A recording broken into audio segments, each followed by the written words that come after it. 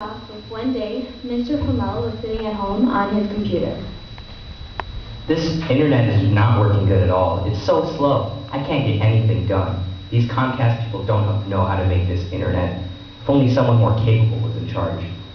All my children are in the computer field. At least one of them should be able to make this internet go faster. Although Mr. Flamel had 5 other children, Rishi was his favorite of them all. Rishi was studying to be a network administrator and had huge dreams of being successful. All of his brothers and sisters were in similar fields, but Rishi got the best grades out of them all, so he earned his father's favoritism. When the children got back from school that day, Mr. Flamel ignored all of them but called out to Rishi. Oh, Rishi Beta, come here. I have something to show you.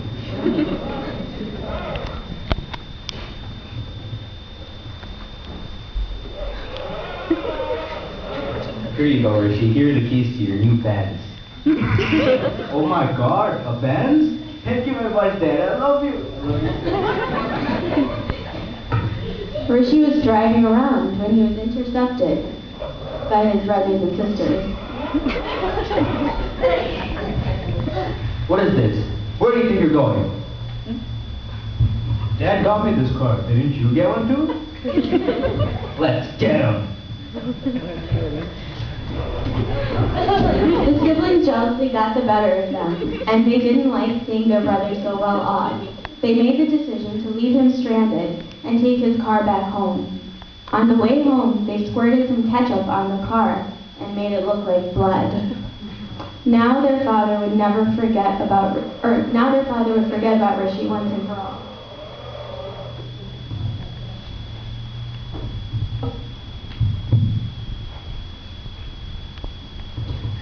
Everyone started speaking at once to their father, who crumpled with the news that their son had died.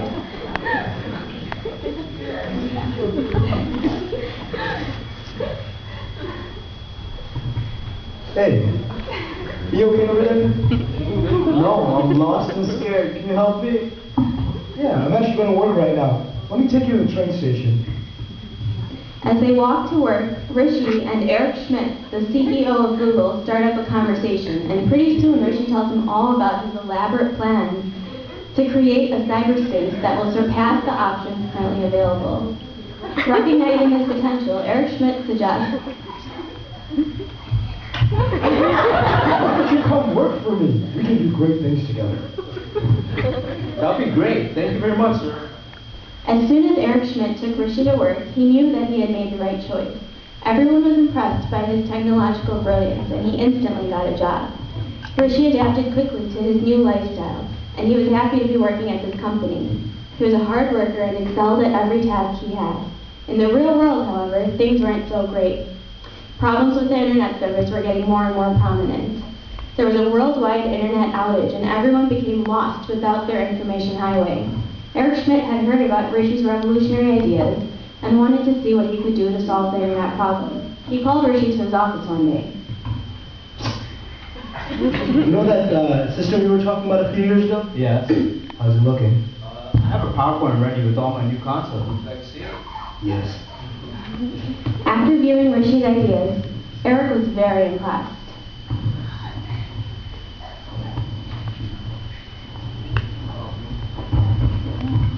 Rishi, you've done some great things for this company. How would you like to be the director of the internet sector? I would love to. Okay. Rishi's department flourished, and after some product testing, was ready to launch the new Google Internet. As typical of any top-secret operation, of course the media knew all about it. And before long, people were coming from all over to get some internet service from Rishi and his internet department. Of those people were none other than Rishi's siblings. Hello, sir. We have come from very far away. We are desperate for internet. We have heard that you had internet. Will you please give us internet? It had been years since they had met their brother and didn't recognize him, but Rishi knew exactly who they were. They treated him with much respect because he was such an important person. You don't recognize me, do you? I'm the brother that you were jealous of and put me in the ditch to die. But it's okay. Whatever God does is for my own good. And I accept that. And if it wasn't for God, I wouldn't have been in this position. Okay, we're really sorry that we treated you unfairly. Can you ever forgive us? You are my siblings, and I love you. I always will forgive you. Here's some beta version of the internet we're about to launch. The family was once again reunited, and Rishi was even secured jobs for all his siblings at Google. Saints, as you can see, as this play has unfolded, Rishi had a decision to make. If he would not forgive his siblings, or if he would. Rishi ended up taking the high road and forgiving his siblings for the cruel acts they played with him. Saints, if we can take all things in stride and put a positive spin on all the negative situations, only then can we have a prosperous life. As Babaji once said, the more sugar we put in our tea, the more sweet our tea will become. Saints, just like that, the more sweetness we put in the world, the more sweet this world will become. Saint Baba Hardev Singh Ji showed the greatest act of forgiveness when he forgave extremists who murdered his father, Baba Gurbachan Singh Ji. If we look at our personal problems and conflicts, they are very minuscule compared to the forgiveness that Babaji has showed. It's very easy for us to hold a grudge and have resentment, but it's very difficult to show forgiveness. Saints, the right thing to do is never easy. A famous quote I once heard is, "To forgive is to set a prisoner free, and that prisoner is you." Saints, there was love.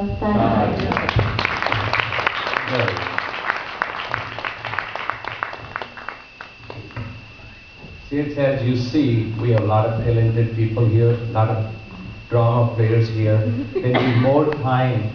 So I'll suggest that today, if they have a meeting, youth meeting, plan it for summer youth program for such a thing. Just will be just drama programs, because we have very limited time in Sangat, and all these nice programs, if we mix in all that, sure